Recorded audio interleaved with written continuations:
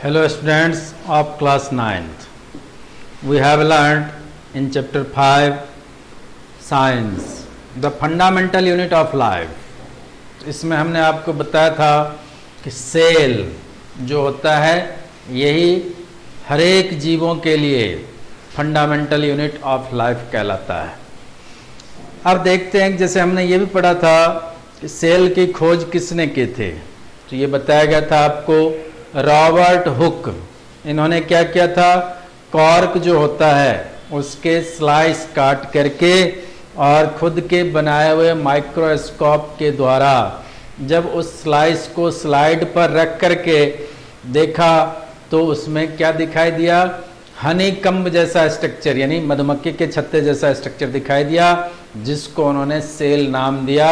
और सेल जो है लैटिन भाषा में लिटिल रूम के द्वारा जाना जाता है।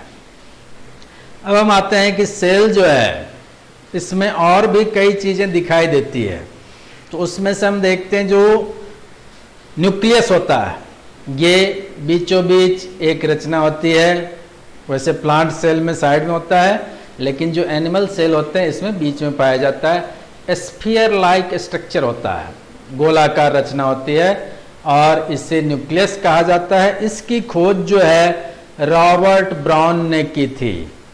इसके अलावा जेली लाइक स्ट्रक्चर पाया जाता है जो कि न्यूक्लियस के चारों ओर पाए जाते हैं। इसको प्रोटोप्लाज्म या साइटोप्लाज्म कहा जाता है और इसकी खोज जो है ह्यूगो वॉन मोल और जोहान्स परकिंजे ने किया था। अब हम चलते हैं कि जितने भी सजीव हैं किस चीज से बने हुए हैं, तो हमने ये तो जान लिया कि अपने जो सेल होता है यही स्ट्रक्चरल और फंक्शनल यूनिट कहलाता है लाइफ का।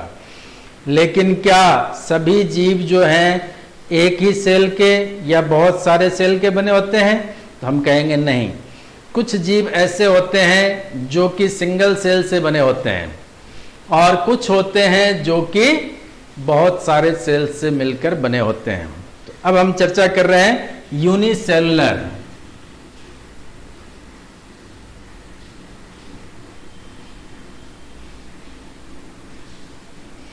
और मल्टी सेलुलर।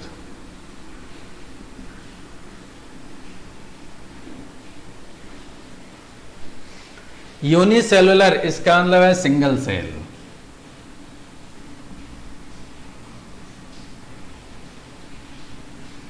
और मल्टी सेलुलर ये मोर सेल्स। जैसे हम जानते हैं कि कुछ जीव ऐसे होते हैं जो कि सिंगल सेल से बने होते हैं, जैसे कि अमीबा,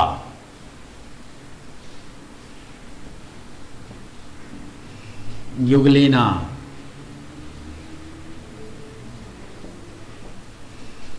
बैक्टीरिया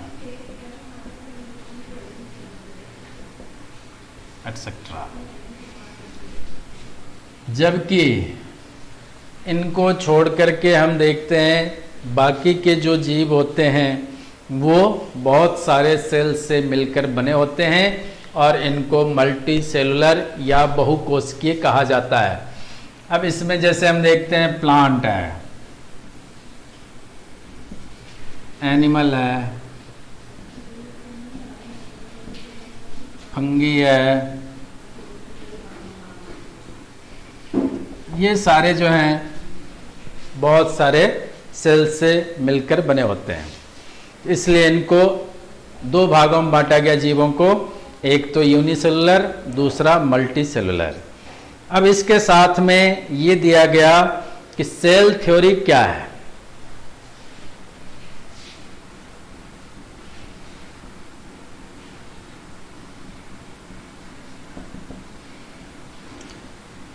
सेल थ्योरी दो साइंटिस्ट ने मिलकर दिया था, जिनका नाम था जैकब मैथाइस स्लाइडन और दूसरा साइंटिस्ट था जिसका नाम था थियोडर स्वान। इसलिए सेल थ्योरी को स्लाइडन एंड स्वान के नाम से जाना जाता है।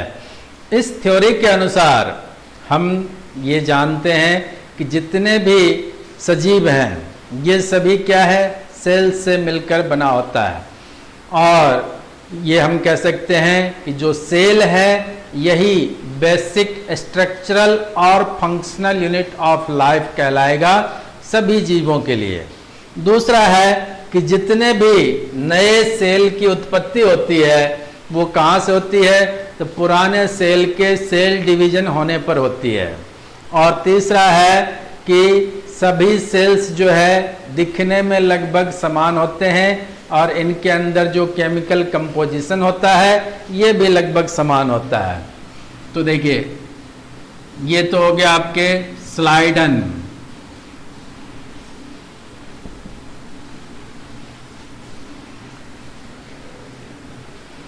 एंड स्वान।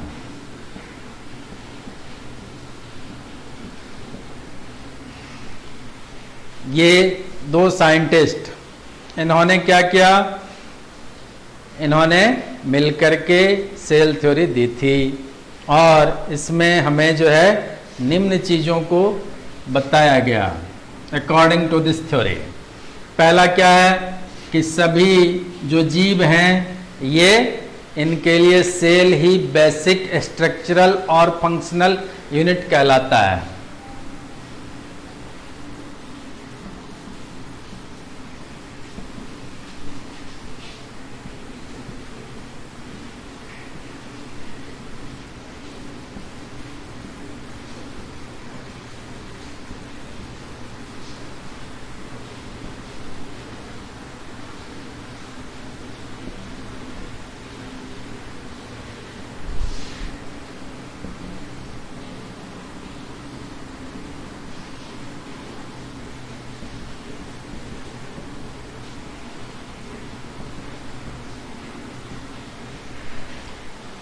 दूसरा है कि जो पुराने सेल्स हैं इन्हीं को डिवाइड होने पर नए सेल्स की उत्पत्ति होती है।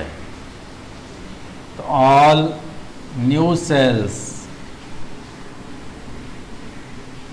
अराइज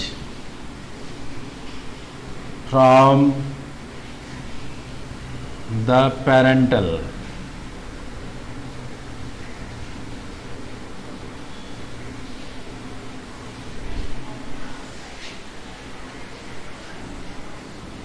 by the process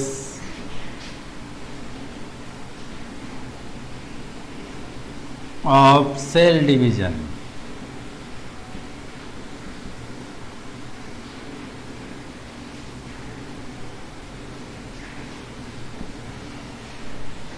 तो जितने भी नए सेल्स हैं अपने पेरेंटल सेल से सेल डिवीजन के द्वारा उत्पत्ति होती है इनकी।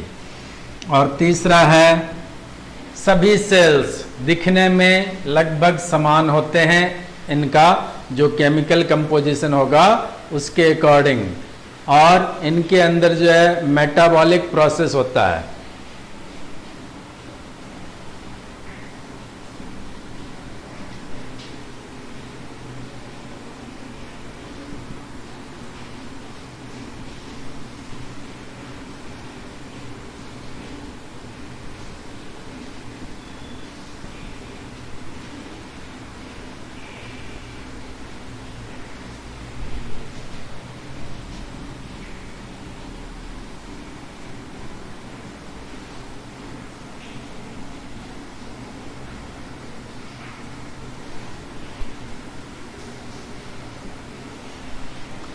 जितने भी सेल होंगे उनके अंदर मेटाबॉलिक प्रोसेस और जो केमिकल कंपोजिशन होता है ये सेम लगभग रहता है। अब आता है कि जो सेल है ये तो हो गया जैसे ऑर्गेनिज्म, ये दो प्रकार के होते हैं, यूनिसेलुलर और मल्टीसेलुलर। लेकिन अब हम जो चर्चा कर रहे हैं सेल के बारे में, क्या सेल जो है ये कितने प्रकार के होते हैं, ये क्वेश्चन पूछा जाता है।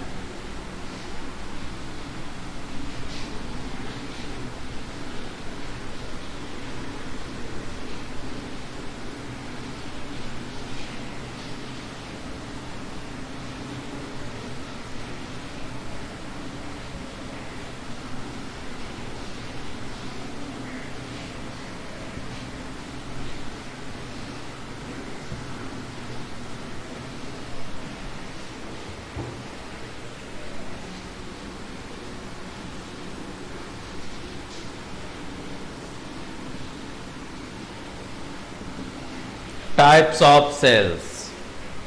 तो दो प्रकार के होते हैं ये। पहला है प्रोकैरियोटिक,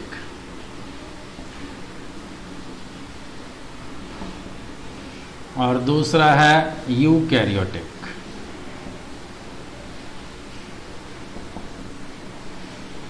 प्रोकैरियोटिक इसका अर्थ होता है जिसमें केंद्रक जो है अच्छी तरह से विकसित नहीं होते हैं, और यूकैरियोटिक जिसके अंदर जो केंद्रक है वो अच्छी तरह से विकसित होता है। तो देखिए यहाँ जो है प्रो मीन्स क्या हो गया, बिफोर,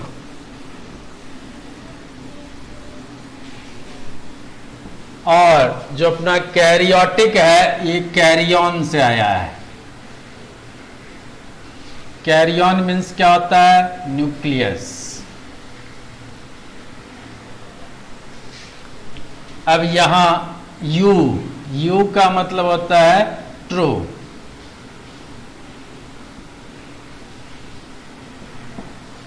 और कैरियन ये न्यूक्लियस। तो दो प्रकार के ये सेल्स हैं। अब इसमें आप देखेंगे जो प्रोकैरियोटिक है इसके अंदर जो न्यूक्लियस होते हैं उसके चारों ओर न्यूक्लियर मेम्ब्रेन जो होगा वो नहीं पाया जाता है। इसके अलावा हम देखेंगे कि जो जेनेटिक मटेरियल्स होते हैं ऐसे बिखरे हुए रहते हैं, जबकि यूकैरियोटिक जो सेल्स हैं इसके अंदर आप देखेंगे जो न्यूक्लियस है इसके चारों तरफ न्यूक्लियर मेम्ब्रेन प्रेजेंट होते हैं, और जितने भी जेनेटिक मटेरियल्स है जिसको हम क्रोमैटिन रेटिकुलम कहते हैं या डीएनए कहेंगे, ये जो है उस न्यूक्लियस के अंदर यानी न्यूक्लियर मेम्ब्रेन के अंदर स्थित रहते हैं। तो दोनों में ये डिफरेंस होता है। अब हम चलते हैं जैसे कि शेप और साइज जो सेल्स का होता है ये क्या एक जैसे ही होते हैं?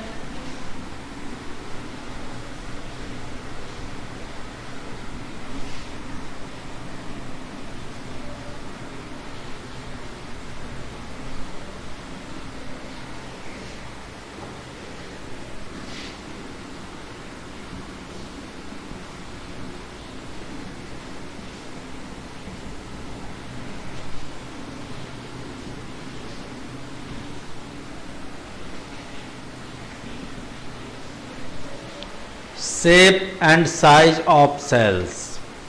तो हम देखते हैं अलग अलग जो सेल्स है इनके शेप भी और साइज भी क्या होता है, अलग अलग होता है। इसका रीज़न क्या है कि ये अलग अलग कार्यों को करते हैं। जैसे हम मनुष्य में चर्चा करें कि मनुष्य जो है उसके अंदर हम देखते हैं हर एक अंग जो है अलग अलग कार्यों को कंप्लीट करते हैं। जैसे कि हम भोजन करते हैं तो भोजन करने के लिए जो डाइजेस्टिव सिस्टम होता है जिसको एलिमेंट्री कैनाल कहा जाता है, तो ये अलग वर्क करता है।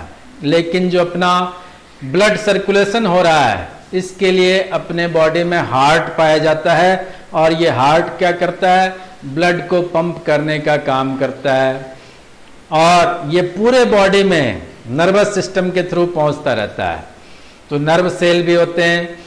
जबकि अमीबा की चर्चा करें हम तो अमीबा क्या है, सिंगल सेल है।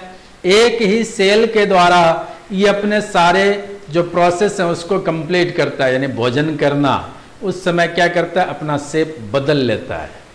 तो इसलिए हम ये कह सकते हैं कि according to functions of the cells they have different shapes.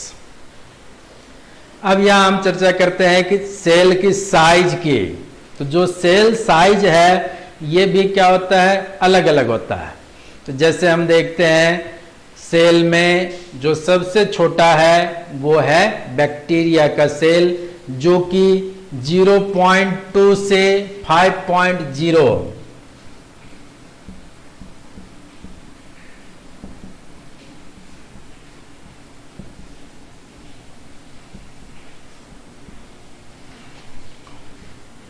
म्यूमीटर यानी माइक्रोमीटर तक पाया जाता है। यह है स्मॉलर या स्मॉलेस्ट। जबकि लार्जर में आप देखेंगे ये कौन है? Egg of ostrich.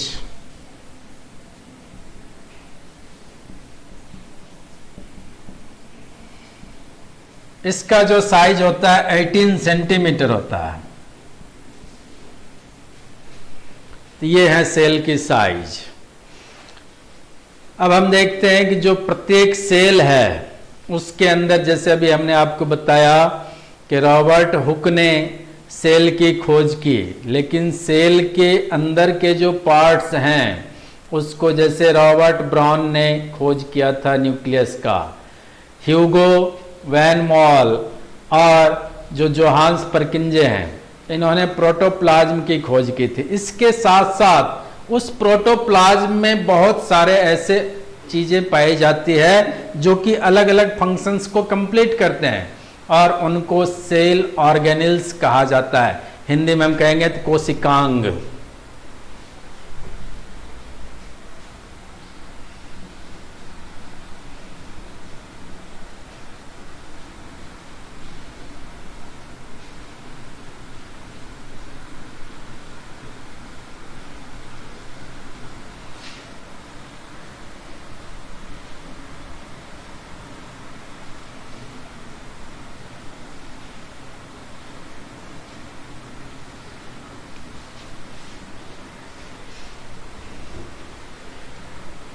जैसे हमने एक सेल बनाया, अब इसके अंदर ये न्यूक्लियस है।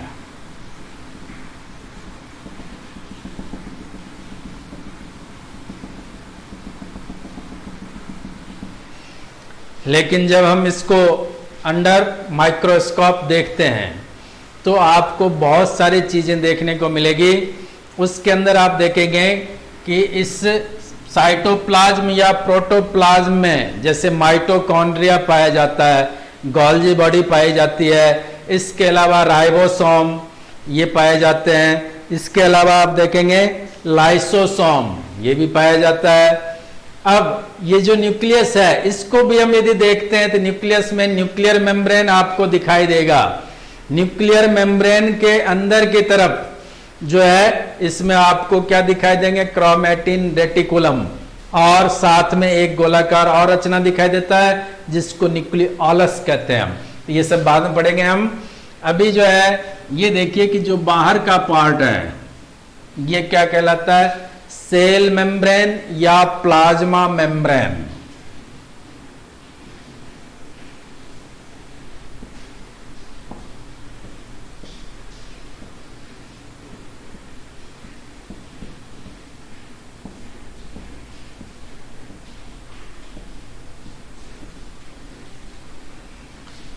अब देखिए जो डॉटेड लाइक स्ट्रक्चर दिख रहा है हमें, ये क्या कहलाएंगे? साइटोप्लाज्म या प्रोटोप्लाज्म।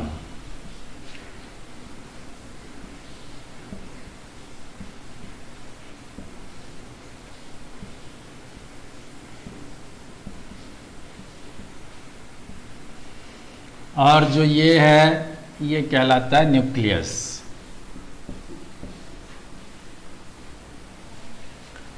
ये मेन तीन चीजें हैं जो कि आपको जनरल सेल में दिखाई देते हैं। लेकिन जब हम इलेक्ट्रॉन माइक्रोस्कोप की सहायता से देखेंगे तो हमें बहुत सारी चीजें इसमें दिखाई देगी। तो अब हम पहले बात करते हैं सेल मेम्ब्रेन या फिर प्लाज्मा मेम्ब्रेन की। तो हम यहां देख रहे हैं कि ये सबसे बाहर है, तो आउटर मोस्ट कवरिंग का काम कर रहा है, इसलिए क्या कहलाएगा?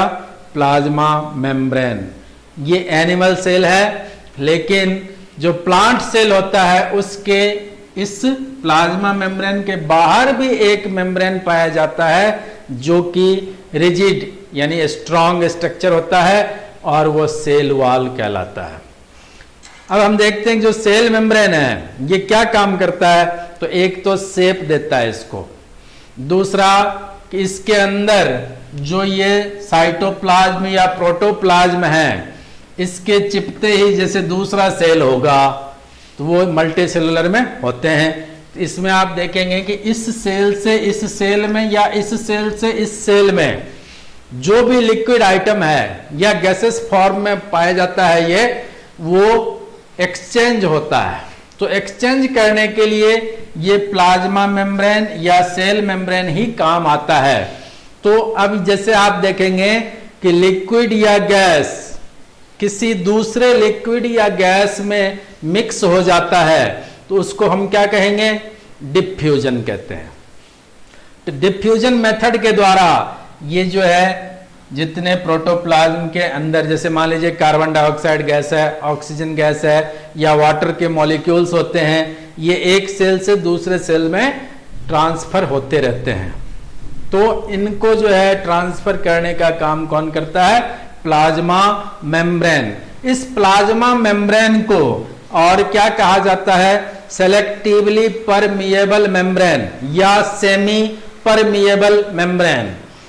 अब इसमें हम देखते हैं कि ऑस्मोसिस, जो यहां हमने देखा कि ये जो अंदर के पार्ट हैं, साइटोप्लाज्म हो या प्रोटोप्लाज्म हो, ये दूसरे सेल के अंदर गैस को या वाटर के मॉलिक्यूल को भेजने का काम किसके द्वारा करेगा, इस सेल मेम्ब्रेन के द्वारा।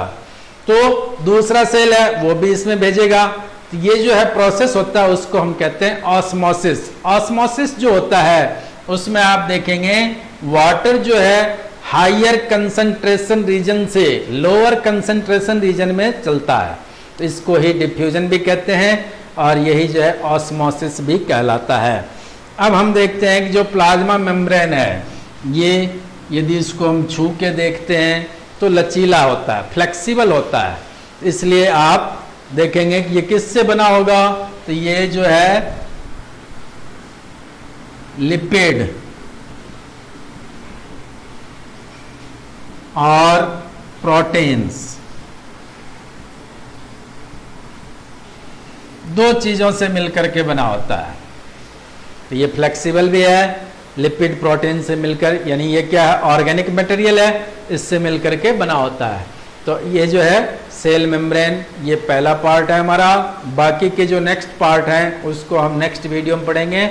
Okay, thank you.